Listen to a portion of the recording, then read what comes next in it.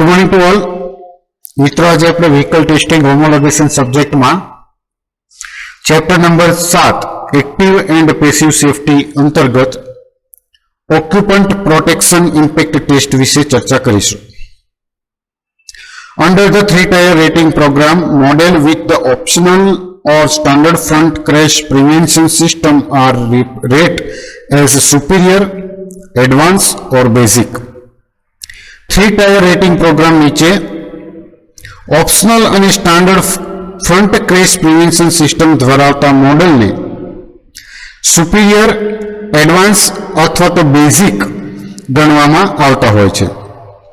Rating are determined whenever the vehicle have available auto brake and if so how it perform in test at 12 and 25 meter per hour. વિહીન આ rating છે તે એ નક્કી કરે છે કે vehicle પાસે auto break available છે કે નહીં, અને જો એમ હોય તો તે 12 અને 15 કિલોમીટર 15 માઇલ પર અવર ની ઝડપે ટેસ્ટની અંદર કેવું પરફોર્મન્સ આપે છે. The availability of the forward collision warning also is factor in. અને ફોરવર્ડ કોલિઝન જે છે તેની વોર્નિંગની અવેલેબિલિટી પણ અહીં ધ્યાને લેવામાં આવતી હોય છે. For a superior rating, a vehicle must have an auto brake system that can avoid a crash or substantially reduce the speed in both tests. Superior રેટિંગની અંદર વ્હીકલની અંદર ઓટો બ્રેક સિસ્ટમ હોવી અનિવાર્ય છે કે જે કોલિઝન ટાળી શકે છે અથવા તો બંને ટેસ્ટિંગની અંદર સ્પીડમાં નોંધપાત્ર ઘટાડો કરી શકે છે. For an advanced rating, a vehicle must have auto brake and avoid a crash or reduce the speed at least 5 miles per hour into one of two tests. આ ઉપરાંત એડવાન્સ રેટિંગ માટે વ્હીકલમાં ઓટો બ્રેક હોવી જરૂરી છે અને એક અથવા તો બે ટેસ્ટમાં ઓછામાં ઓછી 5 માઇલ પર અવરની સ્પીડ પણ તેમાં ઘટવી જોઈએ. Vehicle that have a warning system only earn a basic rating provided the system meet National Highway Traffic Safety Administration performance criteria. National highway traffic safety administration ક્રાઇટેરિયાના માપદંડોને પૂરા કરવા માટે વોર્નિંગ સિસ્ટમ ધરાવતા વાહનોમાં બેઝિક રેટિંગ આપવામાં આવતું હોય છે. How the test work, test કઈ રીતે કરવામાં આવે છે તે જોઈએ. IIHS evaluate the stopping capability of the vehicle equipped with auto brake in two tests at 12 and 25 mile per hour vehicle research center test track.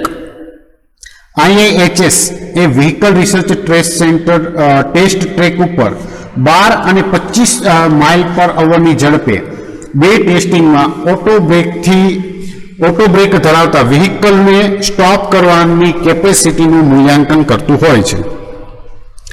In each, an engineer drive the vehicle straight toward a stationary target designed to simulate the back of a car. દરેક વખતે એક engineer વ્હીકલને stable target તરફ ચલાવતા હોય છે કે જે કારની સિમ્યુલેશન કરવા માટે બનાવવામાં આવેલું હોય. Since the running into the actual car put the test driver at risk and is expensive,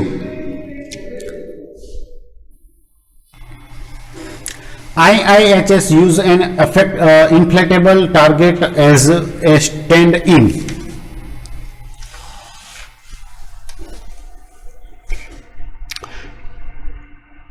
એકચ્યુઅલમાં car દોડાવવાથી ટેસ્ટ ડ્રાઈવર છે તે જોખમમાં મુકાઈ જાય છે અને તે થોડુંક કોસ્ટલી છે, એટલા માટે IIHS સ્ટેન્ડિંગ તરીકે ઇન્ફ્લેટેબલ ટાર્ગેટનો ઉપયોગ કરતા હોય છે. Under the vinyl cover, inflated tube and foam sit on a metal frame which is then affixed to metal guides on the track to keep the target from moving until it is struck by the test vehicle. Vinyl cover સાથે inflated tube અને form ધાતુની frame તેના ઉપર રાખવામાં આવેલી હોય છે અને તે ટ્રેક ઉપર મેટલ ગાઈડ દ્વારા લગાડવામાં આવેલું હોય છે કે જેથી ટાર્ગેટને ટેસ્ટિંગ વ્હીકલની સાથે અથડામણ કરી શકાય નહીં.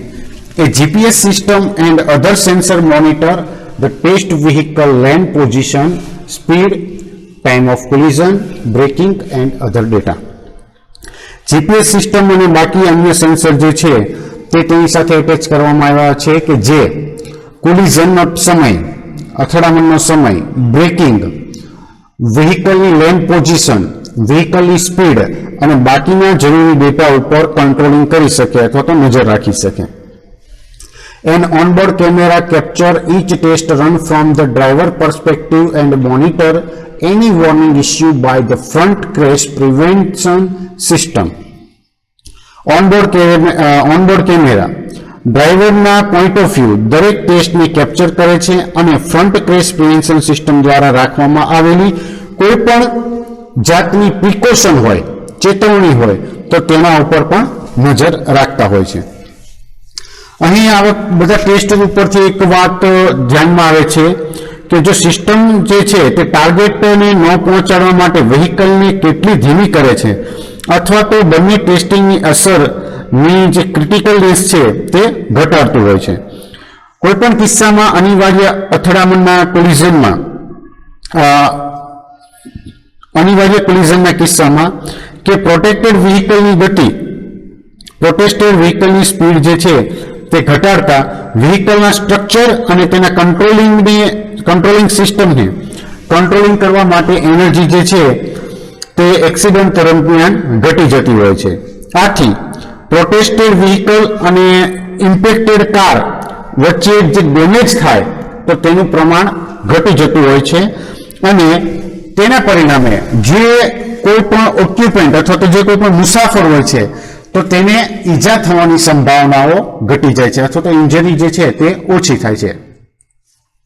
નેક્સ્ટ હવે આગળ જોઈએ safety features that may reduce the side. સુરક્ષાની કારણે ગંભીરતા એ ઘટાડી શકાતી હોય છે. ઇમ્પેક્ટ ક્રેશની અસરો જોઈએ હવે. There is a scope for NCAP organization to protect the following safety features, which are often optional or unavailable on some model.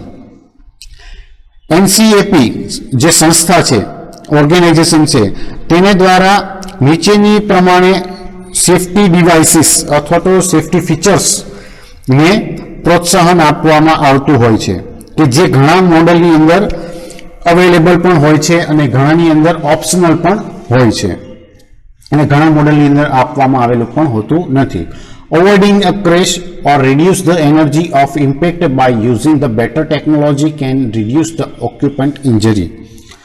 Accident crash ટાળવા માટે અથવા તો વધારે સારી ટેકનોલોજીનો ઉપયોગ કરીને જે કોઈ પણ ઇમ્પેક્ટ હોય, જે કોઈ પણ અસર હોય છે તે એનર્જીની અંદર ઘટાડવાથી તેની ઇન્જરીસમાં પણ ઘટાડો થાય છે.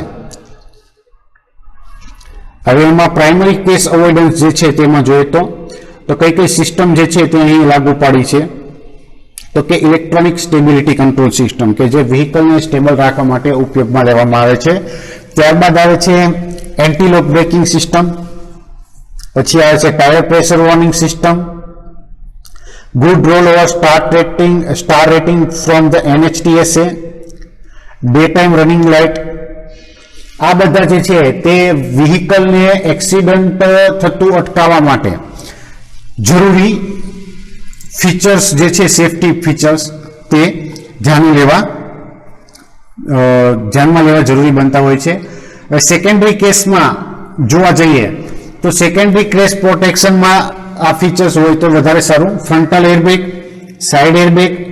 Side head or curtain airbag, structural integrity of the occupant space, pre-tensioner seat belt, load limiter seat belt, active head restraint, pedal that release during the service intrusion, automatic crash notification, and door that do not open in the crash.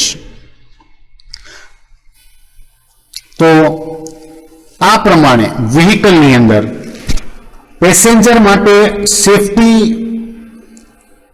Test કરવામાં આવતો હોય છે અને જો કોઈ પણ જાતની injury પેસેન્જરને સુધી પહોંચતી અટકાવી હોય તો તેમાં પ્રાઇમરી અને સેકન્ડરી ક્રેશ પ્રોટેક્શનમાંથી જે સિસ્ટમો જે છે અમુક તેનો ઉપયોગ વ્હીકલની અંદર કરવો જરૂરી બનતો હોય છે. મેજોરિટી કેસમાં આપણે સામાન્ય રીતે જોવા જઈએ તો જે પ્રાઇમરીની અંદર જે 5 જે સિસ્ટમ હતી તો તે જો ઉપયોગ કરવામાં આવતી હોય તો આપણે ઘણી પણ ઇન્જરીથી બચી શકીએ. પેસેન્જરને ઘણા એક્સિડન્ટ એવા થતા હોય કે જેમાં તે ઇમ્પેક્ટ લોડ જે લાગતો હોય તો અમુક જે સિરિયસ મેટર જે થતી હોય તો તેનાથી આપણે તેનો બચાવ સરળતાથી કરી શકતા હોઈએ છીએ. તો આજના લેક્ચરમાં અહીં સુધી રાખીશું.